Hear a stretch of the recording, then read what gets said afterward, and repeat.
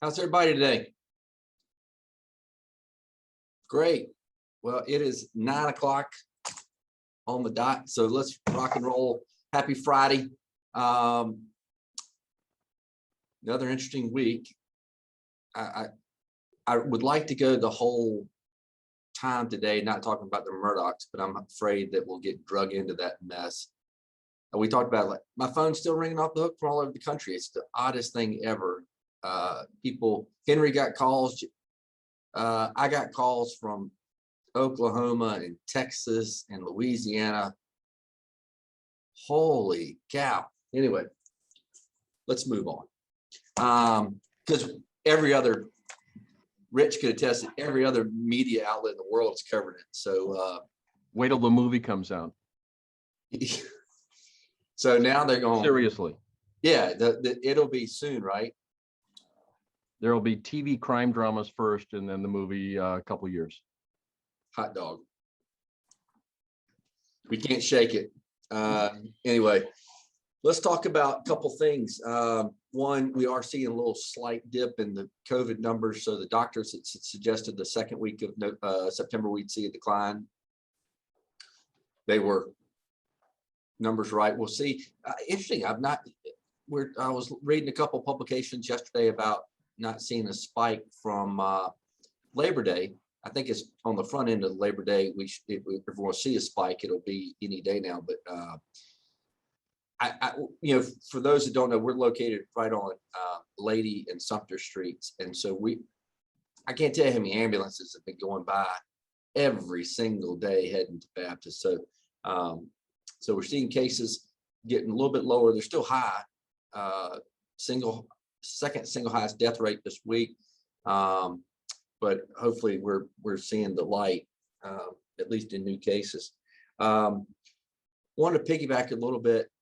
We talked about last week the number of retirees leaving the marketplace and how that's exacerbating all businesses that are trying to hire people right now, and the number of people that are leaving due to stress of their job or they're just over it, coupled with an incredible stock market. And so just to put it in perspective, I wanted to see the trend of the market over the last year.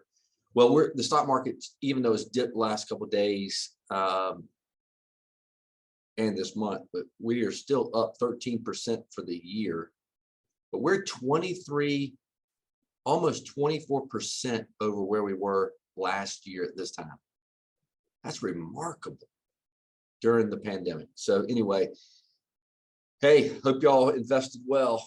Those that didn't, sorry. But 23 to almost 24% over year is pretty daggum good. And just to add to that, between October last year to March this year, 6 million more baby boomers retired than anticipated than that previous time the year before. So when we're saying people leaving the market, 6 million more than the previous year, that tells you a lot. So anyway, I don't think we talked about this too. I don't want to be repetitive, but it's going to take a couple of years, I think, at least to ease out some of the hiring concerns.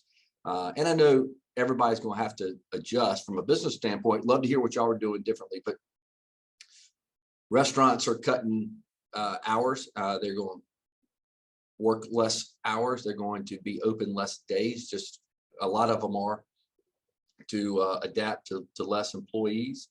You've got hotels are changing up. They're not doing daily cleaning anymore in a lot of places if you're staying multiple nights in a hotel, only because they don't have the workforce to do it. So we're going to see a ton of different things.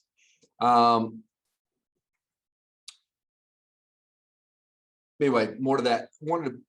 I asked Anna to do something, and there is a survey that we sent out last Friday afternoon. Our good friends up in Charlotte sent a survey out to their partners, and then Charleston and Greenville and Columbia piggybacked and sent the same verbiage to their partners to say, hey, what impact does the OSHA mandates that were sent out, how do they have impact on your business?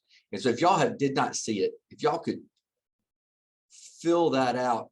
Anna, I don't see the survey. I know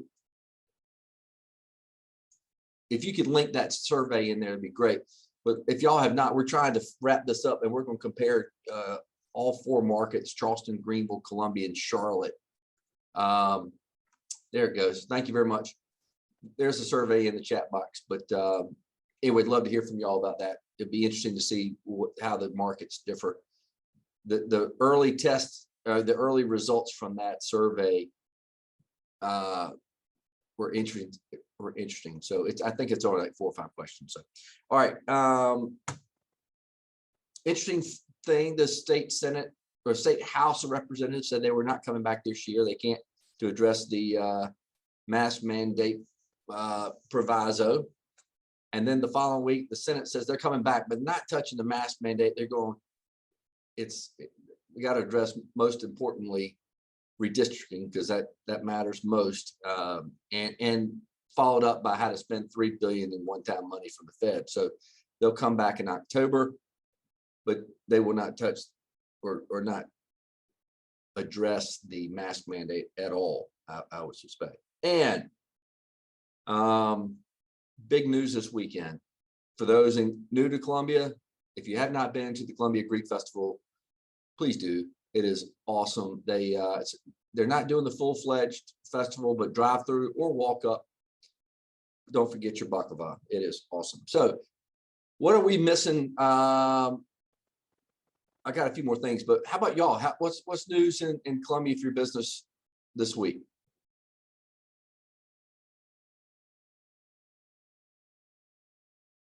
Do we need to take a coffee break? I got 12 meals at the Greek Fest yesterday, and they were. I haven't eaten them all yet, but my crew loved them, and we're having a good time. Good, enjoy. Cheers. It seems it's somewhat kind of slow this week. It won't be slow this weekend. There's going to be a protest rally on the that mirror what's happening in DC this weekend here in Columbia. So watch out for some disruptions. I don't expect any disruptions downtown per se, but there'll be some people down there at State House. So you might want to avoid Gervais and Assembly Street. Anything else going on for y'all? No. Have y'all seen any Adam Vance? He's quick he just jumped on. I'll put on the spot. Tell me about your business good this week. Decent, Carl. We're up and down. We'll book an event, then it'll cancel. We do a lot of hybrid. We have a 2-day hybrid conference going on right now at Phillips Market Center. Just a lot of people, the Zoomers and the rumors are spread out. But every time we feel like we're making some progress with a good event booking or two that's in a large or outdoor space, then we'll get a call back and it'll cancel. So it's almost like the nightmare all over again for us. And bluntly, it infuriates me. I understand it last year, but I don't understand it this year. And sometimes we're getting canceled because the venue and not here locally, but somewhere else, we have a venue that most of their staff is all out because of COVID. So to me, that tells me that maybe one, not many were vaccinated, if I could just be blunt. And so that business is gone. And also the experiences. It was a very interesting event with famous songwriters and producers out of Nashville that Sound and Images just loves to work with, and we can't. And so there's some frustration, but we are commercial AV installers, not to be shameless about it, but that's what helped us limp along is our installation business throughout COVID when all the events went away. So it is kind of a recurrence of last year right now that we're experiencing, and as well as our hospitality folks, like you mentioned, the hotels. last night I was going around and most of the Walgreens were closed before 9. I needed to get something for my daughter. Yeah. And, and that's something that just seems so odd. And normally I wouldn't get in trouble at home because I could get something picked up before 9, working late or whatever. But so you just see it all around, like you said, with hours adjusting and businesses doing what they got to do to handle it. Yeah, I'm not used to have to check in online every day to see if somebody's open. It's just a new norm we're gonna have to work out. Vince is with us. He's not on camera, but Vince, everything good at the hospital? Well, I think you gave a great description earlier. While there's been a slight dip, not necessarily in hospitalizations and the other issues surrounding that, we are still seeing over 90% of the people coming into the hospital unvaccinated. Well above 90% of the people who are in the ICU are unvaccinated, and well over 90% of the people who are on ventilators are unvaccinated. So people are waiting in the emergency room for non-COVID issues much longer than normal. So we have to continue to pray for and lift up those people who are at the bedside and working there. Some frustration, some burnout, some concern. They thought that we would see light at the end of the tunnel. We think it's going to get worse before it gets better, even though you'll see some dips every now and then, but overall, still some concerns. There's an important meeting going on today that's going to determine if boosters are going to happen, particularly those that have had the Pfizer vaccine. So that'll be real interesting. By the way, you can get a booster shot now if you're 8 months out and immunocompromised.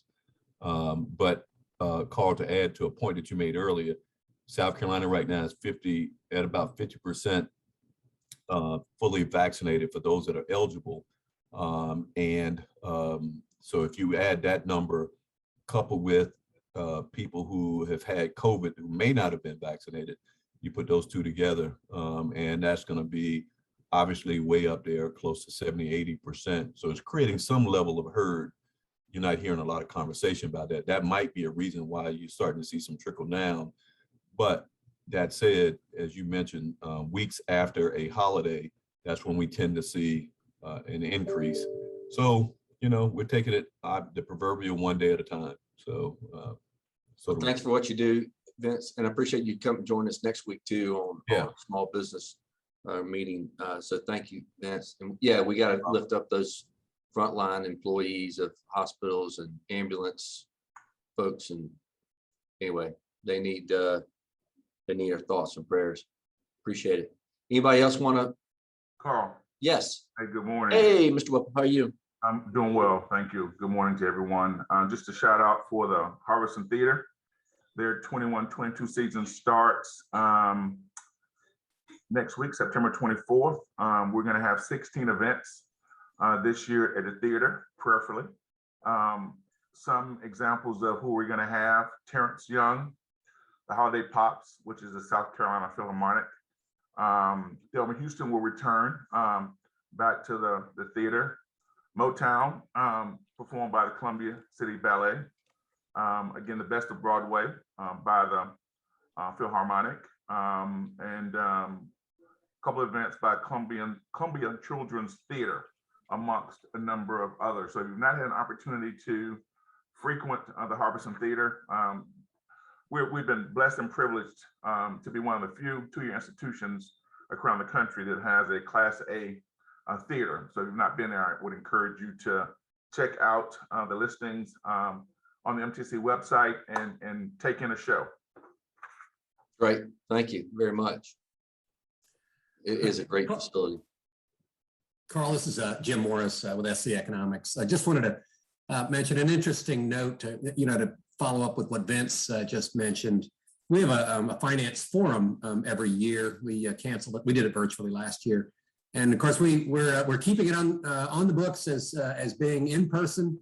It's on the 27th of October. We're very concerned. Obviously, it's a touchy thing because this is teachers. We teach teachers economics and personal finance. We bring all the resources in, but my point there, and it's out at the Doubletree Hilton. Y'all are welcome to attend, or especially any teachers. But what an interesting point. I've had a number of teachers reach out and say, thank you so much for having something in person, because, you know, you have a whole mix, and I get it. And, you know, we'll distance and do all the things we can do. But there are folks out there who are, you know, desperate to talk to and engage with their counterparts and the people in their space. So we're driving on, and you know, that's all day out of the Doubletree, but see how it goes. Thank you very much. I grappled, we at the chamber I grappled longer. They were ready to make a decision, but I was not ready to make a decision yet, but on whether or not to host our gala, which is going to be October 7th. And we are moving forward, having it in person. We're going to be spreading out a little bit, but we did an indoor-outdoor event knowing that we could make space, but it's a tough decision.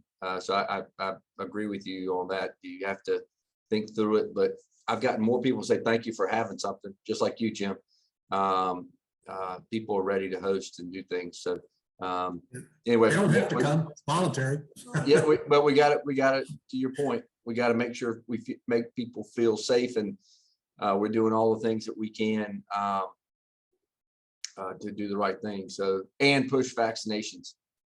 So we need those, and the boosters, I tell you, are going to be huge. I think there was a lot of pushback for Pfizer this summer when they suggested they may need a booster, and a lot of the pundits were saying, hey, they're just trying to push profits, but we're seeing the number of breakthrough cases. Even the breakthroughs are not as bad as if you've not been vaccinated, you still can get it. So boosters are going to be necessary for those 65 and older. I highly encourage it. So, all right. I know there are a couple of comments in the chat. Ron, you had one. You got to live the lead coming up, and Kim posted something as well. All right, here's the problem. Y'all read them, because I had to put my glasses on, but then I can't see anything. Anyway. Yeah, I share it. This is Ron Harvey. We Hey, host Ron. an event every year. Hey, good to see everyone. Good morning. Happy Friday. And we host an event every year. And enjoying the conversation, we had to make a decision whether to do it virtual or live. And I just shifted it over to virtual simply because I just didn't feel comfortable. So, glad we're having this conversation. Everybody's in a different place, and I want to respect where everybody's at as they make their decisions for them and their own personal lifestyle. And so we did push it to virtual. We're doing it virtual again this year. 5 speakers, $79. The event is always good. Hopefully we'll be back next year where we can do it in person. And so I'll tell you that just continue to take care of each other and support each other. We're all in different places. I just hope that what's happening doesn't destroy the relationships we got with each other, because we're all making different decisions. And that's the problem that's been happening. It's separating people that got good friendships from each other because we're making our own decisions. And I have family that hasn't been vaccinated, and I just haven't invited them to my house because I got a wife and kid to take care of. So this is real, and it's causing separation. I just hope that we can recover from it. Yep, I agree with you. Hey, Carl, I'm on the Urban League board. We made the decision a couple days ago to hold the Equal Opportunity Day dinner virtual this year. We normally have between 750 and 1,000 people, and couldn't do it. So it's going to be virtual. That's smart. And each organization is doing the same thing, is deciding what to do. And so we made the decision for the gala not to have a sit down dinner, so we could spread out. And I've also wanted to change it up anyway. So this gives a great opportunity to find a happy medium, which is do it, but let's do it socially distanced and indoor, outdoor, and all that stuff. So the tough thing is having people crowd around the bar. Yeah. That's the tough part. Yep. We spread those out. But you're exactly right. And so it'll be interesting to see the additional mask mandates with Forest Acres and Blythewood brings everybody around. And so new lawsuits filed yesterday, maybe the day before, against Richland One's mandate. We'll see. Courts have not been quick to respond to the original District 2 lawsuit. So anxious to see what happens there. Oh, and then Alan, the Attorney General's going to sue on behalf of 24 other AGs around the country against Biden. So courts shall be busy. All right. Let's leave on a note of things that were remarkable today, this day, the 17th of September. One of my favorite, MASH debuted today in 1972. What a classic, huh? Only to be outdone by the fact that 39 delegates signed the U.S. Constitution today. The Constitutional Convention, MASH probably ranks higher, but anyway, Oprah changed the world in 1996 when she created the book club on this date. Really got people reading. It was interesting. But this was a crazy stat here. Record was broken. Well, I forgot the year. I think it was 64. The Beatles got $150,000 to perform in Kansas. And that was the highest ever gig for the band, made history, 150,000. Wow. That's a drop in the bucket these days, but that was big news, especially Kansas. Good Lord. Liverpool to Kansas. They did good. Anyway, but happy birthday, Hank Williams. And David Dunbar Buick, founder of Buick, was born on this day in 1854. So good day today in September. I hope y'all have a good weekend. Hey, Carl. Yeah. Jessica put something in the comments, and since we've got a couple of minutes, I'd be interested to hear what she has to say. Yeah, absolutely.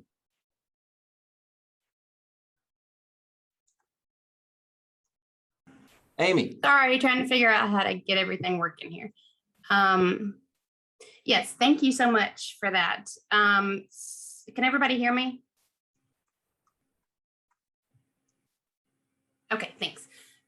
So my business, Gold Phoenix Events, just launched our nonprofit mobile vendor market that's to Connected We Rise mobile vendor markets. Basically, what we're trying to do is take vendors like Soda City, and I'm starting to reach out to small businesses that have storefronts that may be struggling, and we're organizing and making them mobile, taking them to neighborhoods, doing it outdoors, taking them to neighborhoods, schools, assisted living facilities, just anywhere that will let us set up to get these small businesses and vendors still connecting with the public, doing it outdoors, trying to find some businesses that will possibly help us to get some safety shields, plexiglass made for our vendors to add an extra layer of protection. And basically that's all it is. We're just trying to keep the small businesses and vendors working and make it a little easier and convenient for the public and safer to shop from the small businesses.